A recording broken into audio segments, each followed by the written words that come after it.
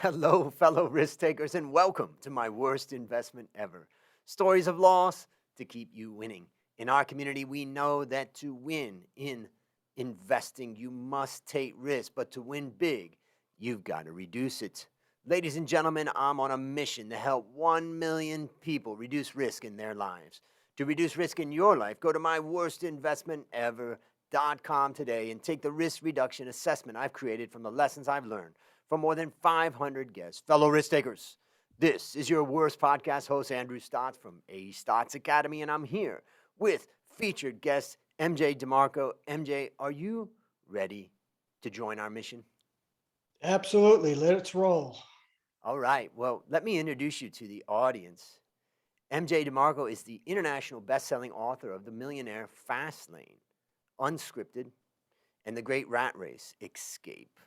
His books have been translated into over 25 languages worldwide, and he's the founder of Viperion Publishing and the Fastlane Business Forum, a global business and entrepreneurial community with over 70,000 users and nearly 1 million contributions. MJ, take a minute and tell us about the value that you bring to this world.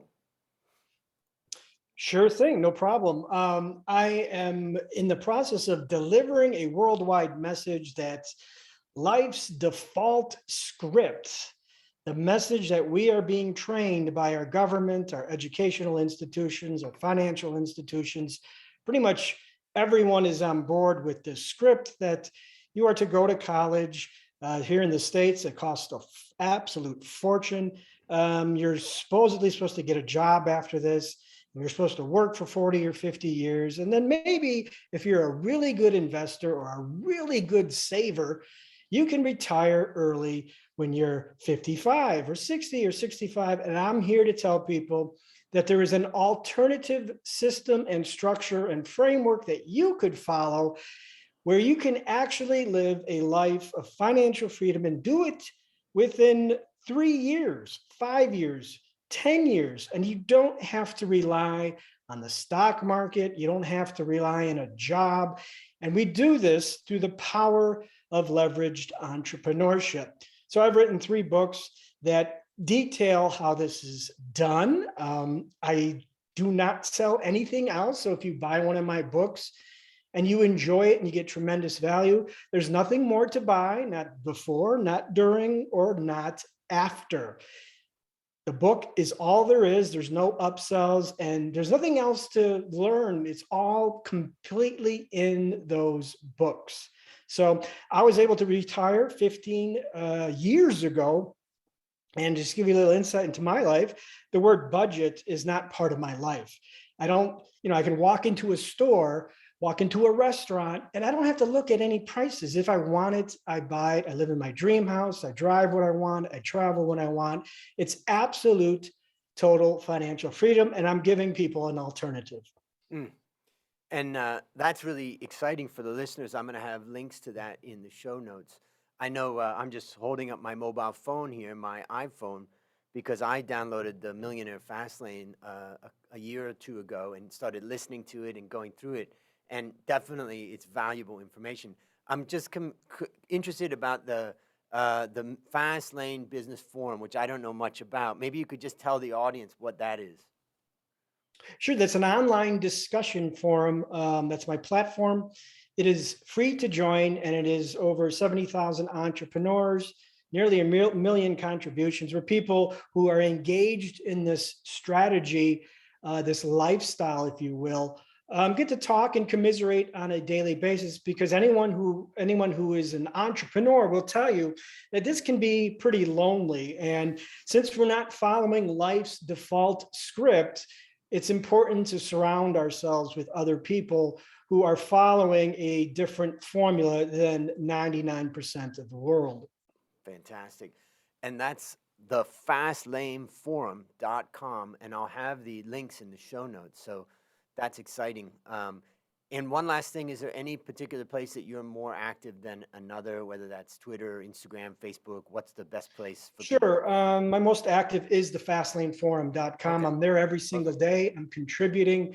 Also, I have a YouTube channel that has over 50,000 subscribers. I pop in there every once in a while. Great. I'm pretty engaged with people who have read my material. I don't disappear and, never surface. Yep. Fantastic. Well, now it's time to share your worst investment ever. And since no one goes into their worst investment thinking it will be, tell us a bit about the circumstances leading up to it, and then tell us your story. Sure. My worst investment ever was actually three things that kind of came together. And the first one was a decision.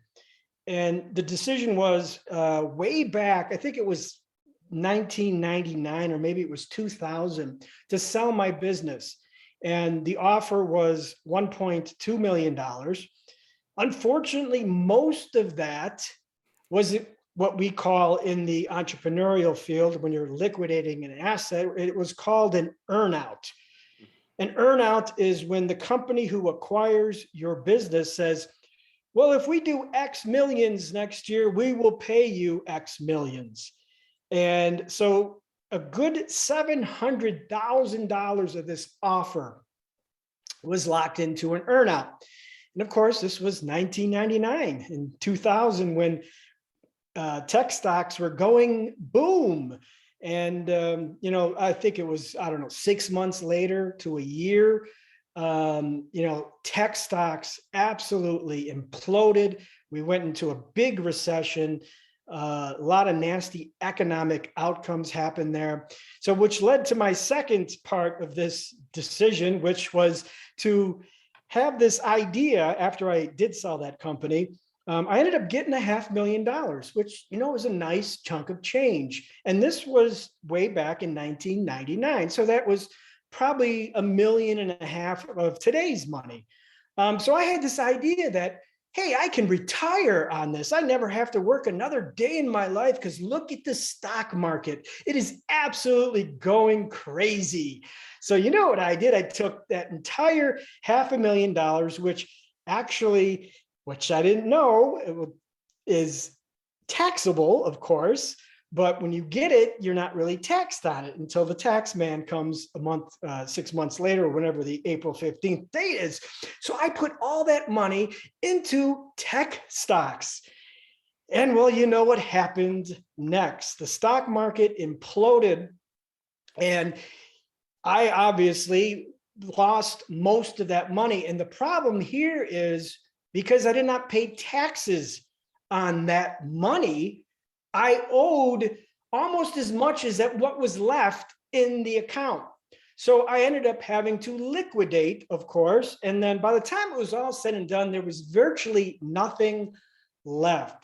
So I know a lot of people are engaging in this philosophy right now, meaning they have retired early because the stock market has been absolutely nuts. It's been hyperinflationary actually in the last 10, 15 years.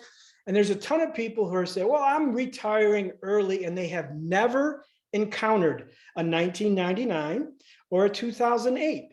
So they're going to be in for a rude awakening when that happens, because usually when it happens, it's not a simple correction of, 2 months it recovers. Sometimes this lasts for 2, 3, 4 years. And in that time frame, you unfortunately need something to live on. You have to liquidate, you have to sell. So, people say, well, you should have just held on to it. Well, I couldn't hold on to it because I had to live. I couldn't retire on $80,000, for the rest of my life. Because at the time, I think I was 30 or 31. So you're going to live 30 years off of $80,000. So that was just a stupid idea. And of course, that was the investment into tech stocks. So this kind of put me into a different mode where I realized, you want financial freedom, you need to really have financial freedom, not this, well, you have to budget everything. You can't drive this, you can't do this, you can't do that. So yes, it was the worst investment ever. But looking back, I might not be where I am today if it wasn't for that. So maybe it was the best investment ever. I don't know, because it's like, you learn from your failures, and you learn what you don't like, and you learn what you can do to adjust. So it was the idea that I could retire early. It was the investment all in tech stocks. and it was the earnout. Now, incidentally, I'll leave with this is I hear from a lot of entrepreneurs who absolutely get screwed on that earnout. Yep. So basically, if you're selling a company, congratulations. If someone wants to give you millions and millions of dollars based on something that happens once they take over, refuse it. Ask for more money up front, because usually that earnout, all stories I've heard is never have had an earnout that has succeeded. Right. Wow. And maybe I would say that's kind of lesson number one. Is there any other thing? How would you summarize the lessons from this experience? Well, you don't want the stock market to control your wealth. That's something I realized, and I learned it real early. So right now, like for instance, if the stock market crashed by 50%, which is that's a big economic event. And if it stayed there for years, my life wouldn't change one bit. And that's the type of financial freedom that I find powerful and liberating. So I don't have to look at the markets every single day. Now, granted, I do invest in the markets just like everyone else, but it is not tied to my well-being. It is not tied to my daily life. And can I ask some questions about that just to understand? So, for instance, some people take their money that they earn and they invest it in, let's say, land. Or they invest it in an apartment building, and then they can say, I'm not impacted by what's going to happen in the stock market. To some extent, yeah, but okay, the economy could crash. But then you could say, okay, another person can say, well, I've tried to make so much money that it doesn't matter if the stock market crashes because I've got more than enough to live on outside of that. How would you define how you've kind of shielded yourself from the impact of the market? Well, sure. I own most of my house. I live in a very expensive house. I got a mortgage on it, but guess what? It's at 2%. Yep. So I was going to pay cash for my house, but when they threw 2% in my face, I said, that's free money. I can literally make 2% easily. So I can go invest in anything that I want and get that return back easily. So I have no debt. Other than that, I have business systems that are immune from pretty much economic collapses. That's just the way I structured it. And COVID, that was a big eye opener for a lot of people. Even some business owners were like, oh my God, the government shut down my business. And that kind of opened them up to that's why I have something that's called a sense framework that's in my books. It's in all my books, actually. It's kind of a guideline to insulate yourself from catastrophic events that could wipe you out one day, or at least put you out of business, because that's not why we want to be an entrepreneur. When you have a job, someone can fire you. So if you have a business and there's one entity that can put you out of business, then you're kind of just trading a job. You're basically buying yourself a job. Got it. Okay. That's helpful to understand. Maybe I'll share a few things that I take away from your experience. The first thing is earnout. I totally agree with you on this earnout thing. I have a friend of mine that I helped him sell his business to Microsoft. It wasn't an earnout, but it was a lock-in where he had to be with them for 3 years. And that's another thing, that it's just going to be 3 years of misery. For almost any time that you're going to have a new buyer come in, it's just going to be heartbreaking to see the decisions, even if their decisions are ultimately the right decisions for the business. It's just going to be heartbreaking. So my advice, based upon what I learned from him, what I've seen in my life, and now what I learned from you, is if somebody asks for an earnout, don't take it and just have a further discussion. Why are somebody asking for an earnout? They're asking for an earnout because they see there's some risk. Now, if the risk is related to the business system that you've got, that's an internal risk that you as a business owner has got to fix so that they see that this is a robust system, and you can say, I'm sorry, there is no risk to the operation of my systems in this company. The second one is the risk that, okay, something could go wrong 6 months from now. I'm sorry, but that's your problem. That's the buyer's issue and the buyer's risk. Don't try to put it on me. So in order to make sure that you're in a position to say, I'm not going to play the earn out game, then what you can do is, number one, build your business so it's very robust and they can see the systems that are operating. Or otherwise, you may even have to take a lower price and say, okay, you see risk. I accept that there are some risks here. And therefore, I'll accept a little bit lower price. The last thing I would say is that the alternative to Earnout, and if they're worried that you're going to leave the company, one option is to say, I'll be an advisor and you pay me as an advisor and I'll do everything I can to advise the business to make sure that you get there, but I'm not going to be an employee and all of that stuff. So that's kind of my biggest one. The second one I just want to highlight is, being a person that's been in the market since 1993, basically, when I started being an analyst, I think you're it's very salient point that most people haven't lived through a market crash. And as of right now, we're about 3 months into the year. It's the end of March, so the first quarter's about done. And the NASDAQ's down about 10%. New York Stock Exchange is down about 2% since the beginning of the year. But remember that these markets are up, NASDAQ's up 140% for over 5 years. And so we've had an amazing bull run. And I think you really need to take what you're hearing in this discussion from MJ and think about, are you overexposed to the market? So those are the two things that I kind of take away. Is there anything that you would add to that? Yeah, and the reason for that earnout is because you're not going to be in control of the decisions that this new company is going to make.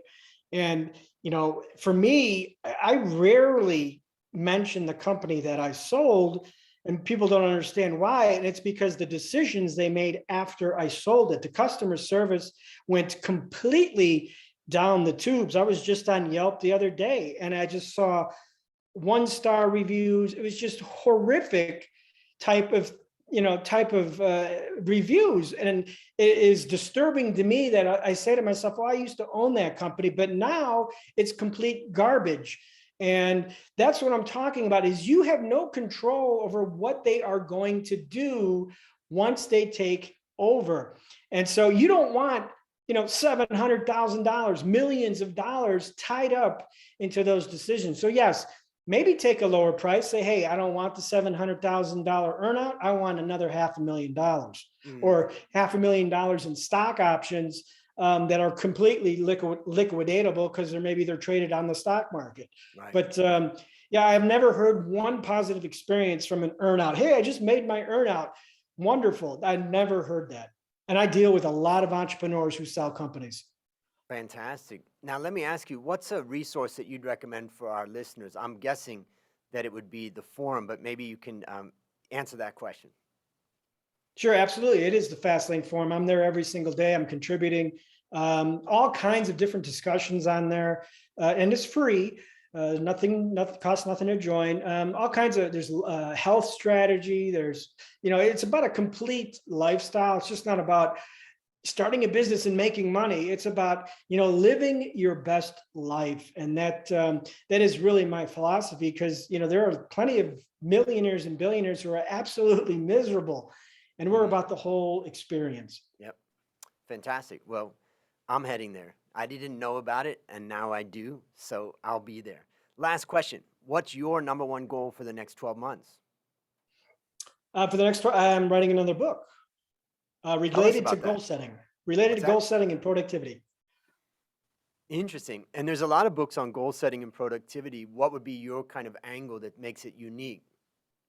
It's actually a system that is discussed in very briefly in my last book that I wrote, The Great Rat Race Escape. It is a goal engineering system where you reverse engineer a particular goal, so you're always on path and you're always keeping sight of why you're doing something, because it kind of sets up a decision framework for your life. And I think once you have a decision framework in place, making decisions and avoiding the right things and avoiding the wrong things, or making, hitting the right things and avoiding the wrong things, becomes much easier. Yep. And one of the big things about setting goals is making a commitment, setting a deadline and all that. Where are you at as far as when can the listeners and the viewers, get access to this? It's probably going to be several months away, but if you're at the forum, If you're there for any duration, or if you're on the list, if you join, there's a digest we send out. You'll get updates from there. Of course, any social media channel, I would let this be known.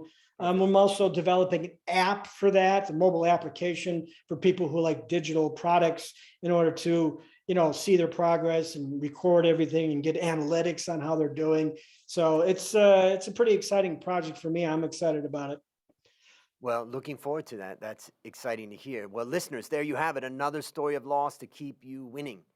If you haven't yet taken the risk reduction assessment, I challenge you to go to myworstinvestmentever.com right now and start building wealth the easy way by reducing risk. In fact, you've just learned 2 things about reducing risk, about earnouts, and you've learned about potential stock market crashes. And why I say it's the easy way to build wealth, because it's simple stuff. Reduce risk. As we conclude, MJ, I want to thank you again for joining our mission. And on behalf of A Stotz Academy, I hereby award you alumni status for turning your worst investment ever into your best teaching moment. Do you have any parting words for the audience? No, just you only live once. So we're after your dream, whatever it is, and do not live in fear. Beautiful. And that's a wrap on another great story to help us create, grow, and protect our wealth. Fellow risk takers, this is your worst podcast host, Andrew Stotz, saying thank you for joining our mission. And I'll see you on the upside.